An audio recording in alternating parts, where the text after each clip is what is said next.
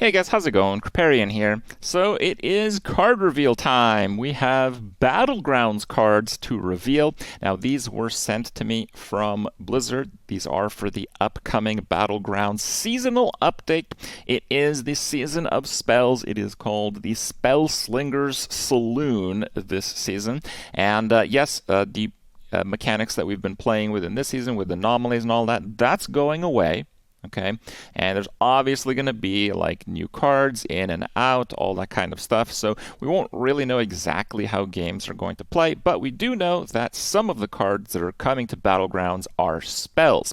Now, spells are not going to be offered as like triple rewards. Spells are going to be a card that's added to the tavern, and if your tavern's otherwise full, it would replace a minion in the tavern, and spells have a tavern tier associated with them. So if you want a specific spell, not only is it something that you have to tavern up to, so for example, our first spell here, Azurite Empowerment, so you can't get this on Tavern 5 because you can't get it off of triple rewards. You have to go to Tavern 6, and these spells, pretty interestingly, actually don't all cost a standard amount of gold like minions do. This one, for example, costs 4 gold, which is nominated under the Tavern tier on the card. Give your minions +4/+4. Pretty interesting. Moving on, we have Armor Stash.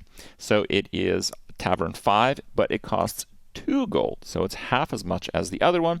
Set your armor to 5. Now, if you have a lot of armor, you obviously don't want to play this, but if you have no armor, this is effectively a heal in Battlegrounds. This is something that players have been asking for a long time, but it's also something I've been pretty skeptical about. I feel like something like a heal would be most abused by players that are already winning, but this is actually a pretty clever one because setting your armor to 5 doesn't let you stack the heal up. It's not like you're going to go from no health to full because you already have enough of a build that you don't need to work on that at all.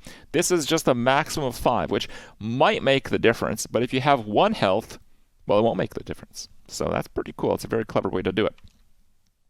Give a minion a Divine Shield for a steep price, 5 gold. Is that fair? Yeah, it might be. It might be. Some minions, 5 gold, like a Warp Wing, or we'll have to see what other minions enter the fray in the upcoming seasonal update. Yeah, there are some where it is indeed worthwhile. The Upper Hand is a 3 gold Tavern 5 spell. Start of combat, set a random enemy minion health to 1. So that is pretty interesting. We'll have to see if that repeats all the time or it's like a one-of effect. I imagine it's going to be pretty decent in either case if you are in your last few rounds, where those basically first, second, or third is at stake.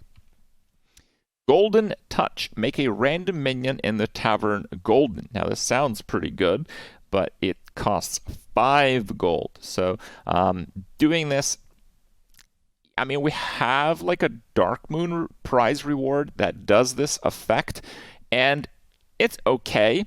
A lot of the time it doesn't land on a card that you'd want. So it's often going to be 8 gold, discover a minion of a higher tier. That's pretty weak, but sometimes you have like way more gold than you can possibly use for a turn in the heavy econ builds, and that can make the difference. And it's especially those builds where you might have the opportunity to buy every minion except the one that you want to make golden.